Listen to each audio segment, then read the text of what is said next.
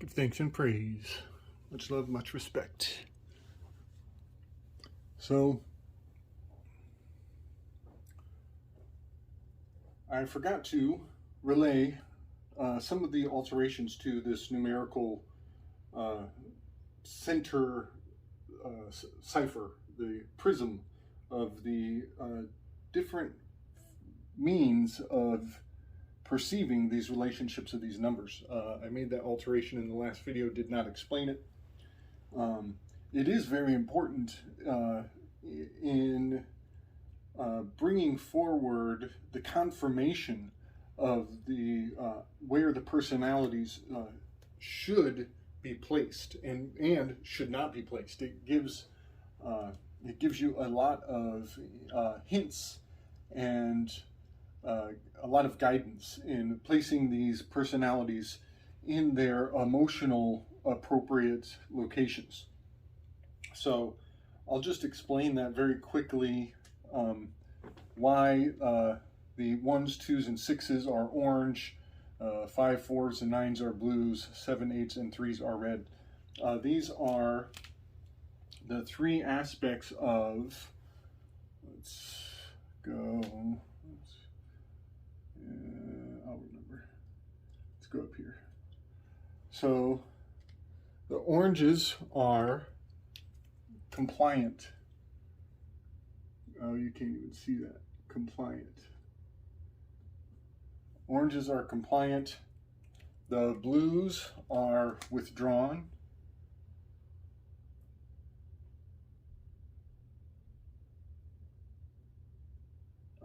And the reds are aggressive. Now, you could also correspond this with introverted, extroverted, and neutral. Compliant being neutral, introverted being withdrawn, aggressive being extroverted. You can also correspond those natural tendencies. That is a whole nother grouping of trines. So that is why I had to adjust the color codes, because we're going to see that in the beginning, Luke Skywalker as the fool, he's very compliant. His dad tells him what to do, and he goes along to get along. And even when Obi-Wan Kenobi takes him on as a teacher, he's compliant. He goes along as a learner. He's a good student. And Chewbacca, also very compliant. A helper, givers are very compliant. Perfectionists are very compliant. They are driven to do the right thing, to make everything right.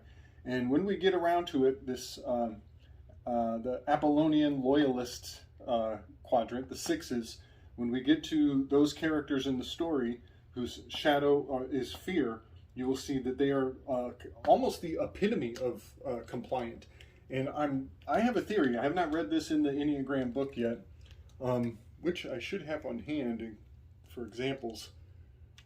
It's packed away somewhere. I'm starting to believe that the tip of the spear, you'll see that it makes 3 triangles, which I'm running out of room.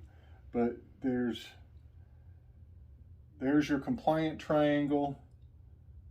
Here is your aggressive triangle, and then this is your withdrawn triangle. I believe that the tips of the spears, so the 9s are the most withdrawn, the 6s are the most compliant, in the, am I doing that right? Yep, the 3s are the most aggressive in a very covert way. But I might be wrong on that. There might be an exception, but I do feel like the tips of those 3 trines are kind of holding to the crown of the grouping in a very interesting way. So just a theory, but I thought I'd bring that forward and explain why the color code has taken on this new shape. And I guess I'm going to bring forward a graphic that reveals why the destroyer battleships are in fact in themselves encoding these three trimes, as they, at certain points in the film, they actually collide the triangular destroyers. They actually collide them and overlap them onto each other, and cause great pandemonium and destruction. And if you look at the command center of one of those destroyers, you will actually see encoded in the, I guess the windshield, or the windshield. I don't know what else to call it. You will see these triangles, that there are 9 triangles on the destroyer's deck. And those 9 triangles are, to me, alluding to the fact that the Empire has harnessed and weaponized the Enneagram in a major way. And so there's a catwalk leading up to the 9 triangles of the window, and below that catwalk is a pit of where all the subordinate computer nerds are taking orders and making the ship run its course. That pit below is, I believe, is Pandemonium. Pandemonium is the house of all demons, and I've spoken on this before, but I believe when the fallen ones came down to Earth, they generated a domain called Pandemonium, the house of all demons. And at some point in the Star Wars film, they actually show from that lower position, they show the plebes whispering and talking about the bounty hunters who have appeared. And the bounty hunters are actually above them and surrounding them up on the catwalk above.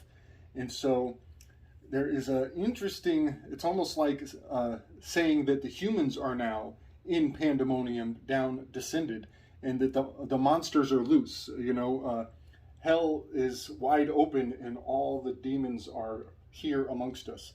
Some kind of quote along those lines. So I think I'm already showing my hand, but the Death Star and the destroyers, all of the Empire's weapons are encoded in the Wheel of Fortune card. And this leads us into the initiation scene. The very beginning of the whole film actually starts with Princess Leia. It does not open up with Luke the Fool card. It opens up with the High Priestess card. And so Princess Leia, in her initiatory scene, she is kneeling down and instilling the Death Star plans. She's infusing the Wheel of Fortune card. She's infusing it into R2-D2, who is the Moon card. And I can very compellingly make this case, not only because Princess Leia, she is the High Priestess card. She is Lahia, Princess, the Higher Priestess. And in the original, we'll say Rider-Waite, in most other High Priestess card depictions, she has in her lap the T.eam O.f R.ivA.ls. She has the Torah in her lap. And in Leia's initiatory scene, she is giving R2. She is giving R2 the plans to the Death Star. So she has the Torah. She is instilling the Torah into R2-D2, who is the Moon card. The Hebrew religious observance venerates the moon, the lunar calendar. They have a 13-month relationship to time. So having R2 infused with both the Death Star iconography and the Moon card, the mysteries of the Moon card, is very fascinating, as you will see how much this looks like a R2 unit. You could even turn it upside down and you'll see R2 even more clearly is on display. This actually looks like R2-D2 when you look at it upside down, inverted. And the Death Star Wheel of Fortune card, looks like the crown that R2-D2 is wearing. So that very beginning scene is starting us off with the High Priestess conveying the Torah onto R2. And he becomes, R2 has a very strong relationship with all of the ships. He has a strong relationship with the Millennium Falcon. He has a strong relationship with I think it's called the X-Wing, that Luke flies. He has correspondence with all the ships and all the vessels. He is infused with all of the information, all the data.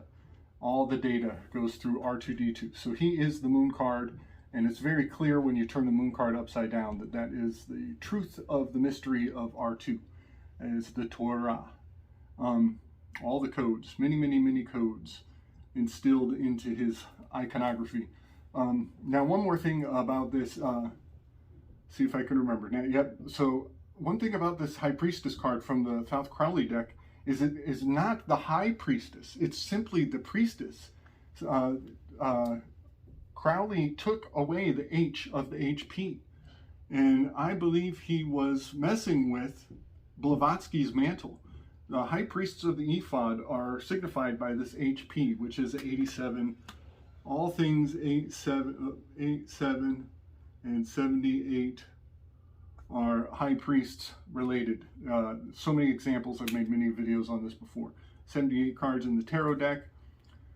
So he took out the H, and his High Priestess is simply the Priestess. And I think this is conveying a bit of, I don't want to say animosity, but there's a rivalry. We'll say there's a rivalry between the Thelemics and the Theosophics.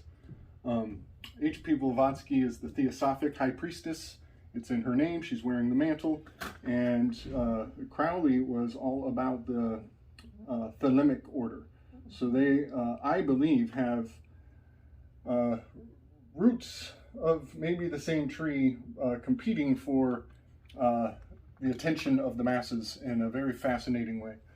Also, when Princess Leia, when she ascends to her highest, her strongest embodiment, is when she is at the command center of the rebel base underground.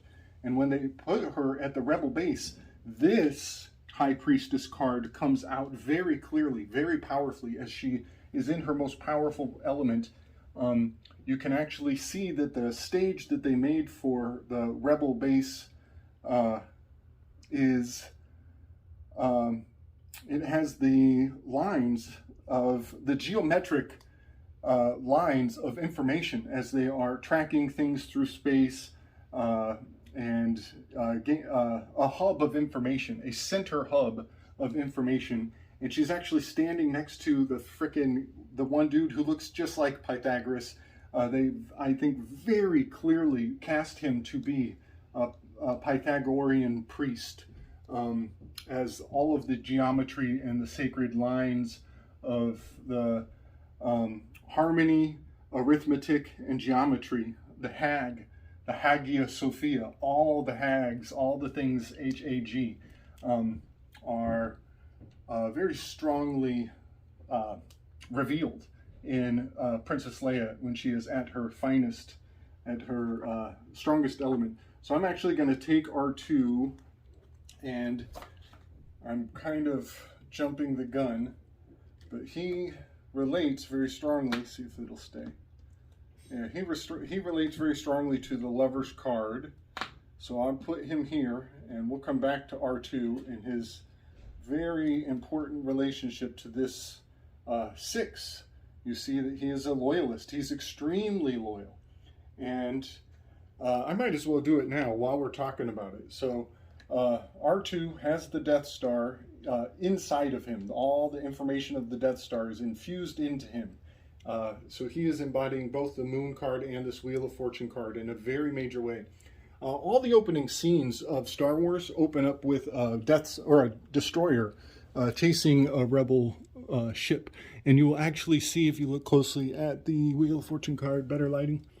If you look at the Wheel of Fortune card, maybe I'll make a graphic of the destroyers chasing after rebel ships. That is the opening scene of all of the Star Wars movies. And also, the Death Star has this laser beam that comes out of this circular shape here. So I'm going to pass this forward, and then we'll actually finish off the 6 on this one. But UFO, U-F-O. If you subtract 1 from U, you get T. If you subtract 1 from F, you get E. If you subtract 1 from O, you get N. UFOs are encoded in the Wheel of Fortune card. Very strongly, very powerfully. All things, if you know about Dark Journalist and his X steganography, he's talking about the X. This is the X. This is the Hecate.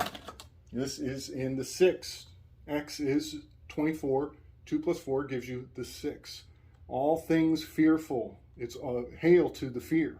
And so UFOs are supposed to bring forward the 10, the net, trap you in the net of the 10 of the station of fear. The Wheel of Hecate comes to mind as well.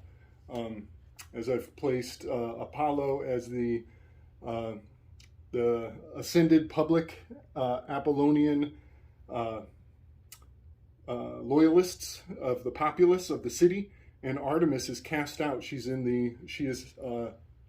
Hecate. Artemis is in the wilderness. She is protecting the underdogs of nature, and she is out in the woods where their shadows are long, and there is much fear to be experienced in her domain. And she expects that. She expects offerings of fear. That's her jam. That's what the wilderness thrives on, is this instinctive domain. So I'm going to finish off the 6th station here. So number 6 is absolutely, positively, beyond a doubt, C-3PO. C-3PO is the Sun card. And you can see it very obviously with his, the breastplate that he wears is strongly corresponding. Even his abdomen, the little gap in his abdomen, it is this mountain, this hill. I'm going to bring up I'll bring up graphics to make it more obvious and put these things side by side. But C-3PO is the Sun card. Did I say that right? Yeah, C-3PO is the Sun card. And R2-D2 is the Moon card. And when you bring them together, as they are a dynamic duo, they become the Lovers card. They are not inseparable. They get separated many times, but they always have to come back together, and there's a glorious reunion when they do. So the Moon and the Sun come together to become a Lovers card. They are, in fact, also encoding lunar standstills. 1819, Akhenaten, Sol Amon, all these things, when you bring a sun and a moon together, you are dealing with eclipse magics. So also when they come into the bar, when they come into the drinking establishment where all the alien musicians are playing the music in the initiatory scene, they are not welcome there. There's actually some sort of filtering device that checks the patrons of the bar to see if they're human or android. And when they walk in, the device is actually sending off an alarm signal, and the bartender says, "Hey, we don't serve their kind here." This is so profound. It's so profound, and a lot of people get caught up on the idea that, and there will be a chauvinism or a hate crimes against computers if they ever become fully automated or fully integrated into society. They won't be welcome in places. I think there is an even deeper encode here. I think this has to do with the rainbows. This has to do with LGBTQ, and how at some point society may be steered to consider homosexuality utterly vilified, as that has happened in the past in many places. And so the correspondence of having a bigotry against robots is also infused and carries the spirit of the idea that homosexuality is not welcome in certain establishments. So having the sun and the moon as eclipse magic and fused into the Lover's card in a very fascinating way, R2-D2 and C3PO are carrying on the spirit of the LGBT progress as it marches into a very key position on the global chessboard, we'll say. So I'm going to cut it there. I feel like I left a lot on the table with R2 and C3PO over here as the twins in their station of the 6. But I'm sure it'll come to me later. But I'll show also the lunar standstill nodes. R2, his shape is clearly a node. And I think he is, I think that, let's do this. I think that R2 is specifically a Taurus-oriented lunar standstill node. He's the north node because he's overweight, he's heavy, he's grounded. And Taurus is an earth element. He's also, there's so much to that. But I put him as the north node because of his shape, and I put C3PO as the south node because C3PO is Apollonian. Apollo had the golden bow. Apollo had the harp, and the harp is the Ophiuchus, the shape of Ophiuchus that Orpheus carries. And C3PO is an aspiring storyteller. He actually says that he's not a very good storyteller in the first episode. And later, in the third episode, he becomes a masterful storyteller when he finds his audience. He finds his voice and he has a good story to tell. So I put him as Apollonian, holding the south node and the lyre down here, and I put R2-D2 as the north node as he is more earth-oriented like Taurus up above. So the fire of Apollo and his golden bow is C3PO, and the earth and the silver of R2-D2 is the north node up in Taurus. So those dynamics come into play in very interesting ways. There's probably a lot more depth to be dug out, a lot more to extract from the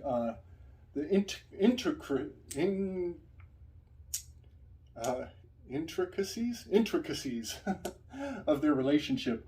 I believe there are time markers through the film where they come together and come apart. You could probably figure out the minutes and the seconds and the numerology of the minutes and the seconds. There's a lot going on with using these pieces on the chessboard of the film. So I'm going to cut it there, and just by confirming this, the compliance of the 1s, 2s, and 6s, and we'll move forward from Princess Leia, the High Princess, the higher priestess of Princess Leia, and we'll jump into the number 4, the Emperor Station, and his very dynamic relationship with his Empress. All right, much love and respect, everybody. Strength and wisdom.